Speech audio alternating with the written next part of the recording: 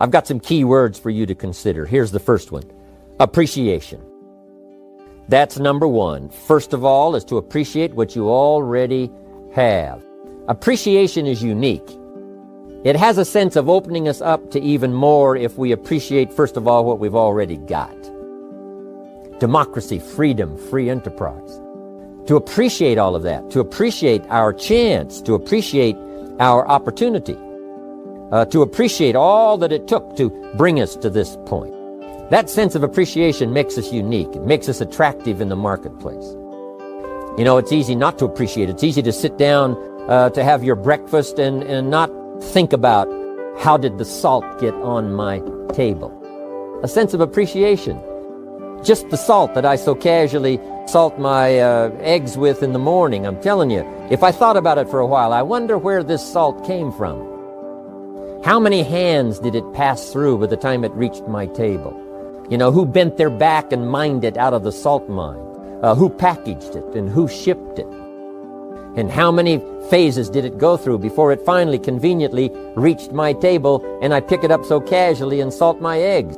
That sense of awe and appreciation, there's nothing like it. It makes you attractive to have the appreciation of what's around you, the appreciation of the contribution of other people, to appreciate all that it takes for each of us to be successful. You cannot succeed by yourself. You know, you can't make your fortune all alone. It takes many, many hands, many voices, and many people to support one success story. So, appreciation. I've had a new sense of appreciation for my parents who gave me my incredible start. I was an only child. They took extra time. It was unbelievable. I feel the effect of that now. As I've gone through all kinds of challenges as well as opportunities in my life, I still feel that anchor that holds me from the things they taught me, from the ideas they shared with me. The fact that they cared, the fact that they gave me that incredible foundation, it serves me today. That gives us a good taste to appreciate what we have. What it does, it opens up the channel. It makes us ready to receive even more.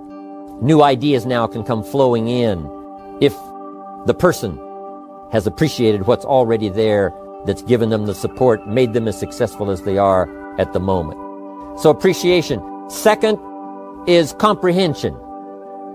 The ability to understand what we've got in our hand. That is so vitally important. Some people never recognize what they've got in their hand. And we know that by the evidence, because they do so little with it. If they knew what they had, if they knew the power of what has come their way, if they knew what they had in their hands, in their possession, it would change their whole life. It would, first of all, alter their attitude. Second, it would give them a vision of the future that they never had before.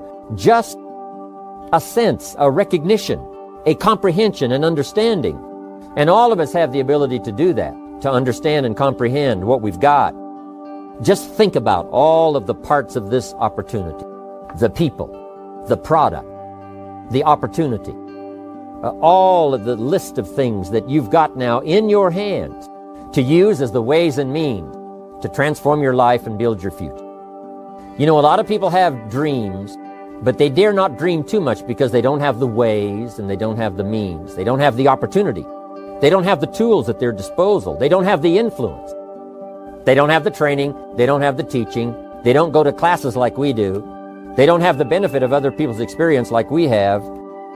When we look at all of that, we ought to really try our best to comprehend what all we've got. Because if we truly see what we've got in our hands, we'll probably multiply what we can do with it in the future by 2, by 3, by 5, by 10. So that's a key word for developing leadership, comprehension. Here's the next word, opportunity. You've got to be able to see opportunity. Opportunity all around you. Opportunity of where you are. Opportunity of the people who can use the products that you've got, who can use your opportunity. Use your opportunity in terms of marketing. Seeing the opportunity. If we're blind to the opportunity, it doesn't matter how valuable the products are, and it doesn't matter how valuable the system is. If you can't see the opportunity, it all gathers dust. It all goes to waste. You've got to see opportunity in every person you meet. That could be another person. That could be another Mark Hughes. That could be another future president's team member. Learn to see the opportunity that's right around you. It's easy to get busy and sort of blinded and just walk along and not see what's possible and what's available. The reason I'm here today is because I saw the opportunity.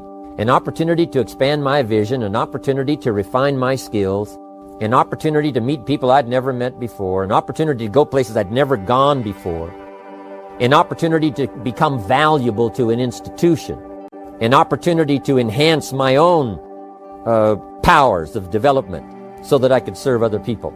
I recognize this opportunity. It's why I'm here today. It's why I'm talking to you today. If I hadn't have seen the opportunity, I'd have passed, been doing something else probably mediocre. But here I am in a very splendid position, an unusual position, having an opportunity to use my experience and influence and skills to touch the lives in the future of millions of people. I saw the opportunity. I took advantage of it. And I want you to be able to do that too, be able to see the opportunity. Now here's what's next. And that is integrity. Integrity means those inner qualities that you do not compromise. The inner qualities that keeps you steady when sometimes everything around you is falling apart. The integrity that helps you to maintain character, all of those qualities that give you a chance to be better than you are at the moment on into the future. Integrity within yourself, integrity within the way that you do business, integrity within the way that you operate and conduct the business of the day. That's vitally important in the development of leadership. Next is morality. There's a right way and a wrong way. Civilization is simply a matter of suppressing that dark side of our nature and appealing to the bright, positive side of our nature. And that becomes sort of a moral code, not to yield to the temptation of doing ill to someone else, but rather appealing to the high side of our nature. President Lincoln, who was one of the presidents of America, said, hopefully we will listen to the better angel of our nature that appeals to the high side, that says, sure enough, there is something to be said for morality, the right and the wrong. But let us constantly work toward developing ourselves on the moral side of doing what's right. And one of the best teachers of the morality is your own conscience. That little small voice inside that tells you you've crossed the line, that tells you this wouldn't be the right words to you, this would not be for the betterment, this would not be win-win, this is going to destroy, this is not going to develop. To listen to that inner voice so that we can stay on moral course. It's the challenge Mark has, it's the challenge the company has, it's the challenge all of us has, to stay on the moral course of doing it right. The morality of the marketing system. Doing it right, very important. There's no need to compromise that position and be tempted to do it wrong. Here's another one.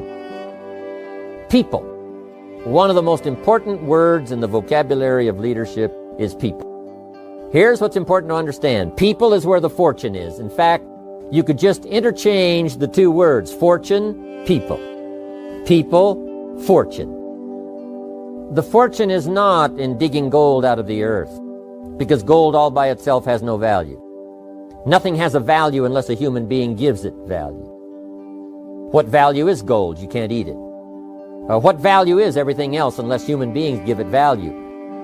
To understand that people is where the fortune is. Developing customers who are people, developing distributors who are people. I talked to a banker one time and he said, I'm in the banking business. And I said, well, does a corporation borrow money from you? You know, do the banks and the offices and the office chairs and the systems of the corporation borrow the money? And he said, no, someone from the company comes and fills out a loan and I loan money to the company. Then I said, really what you're in is the people business. You're not in the money business or the banking business, you're in the people business. And so it's true with all of us. We're in the people business. A unique sense of appreciation. When I first saw this kind of marketing at age 25, I said to myself, if it's unlimited, the people I can introduce to the business, then I shall become wealthy. Because something told me, and I didn't have the full education back then, but something told me that if I found a way to provide benefit for someone else, I could earn money. Something told me, I must have gotten it from my parents, some of my early training that said, people is where the fortune is. So that's where you have to take great care in your business. Yes, take care of your money. Yes, take care of your system. Take care of the setup. Take care of the meetings. Take care of all the details. But here's what you've got to do if you really want to make a fortune. Take care of your people. Because people is where the fortune is. If you help them grow, they'll help you grow. If you develop them under you, they will lift you up. You can lift up sales and it'll fall back down. You can lift up volume and it'll fall back down. Lift up the people and you won't fall down. You'll have the foundation. There you'll be ready for the future.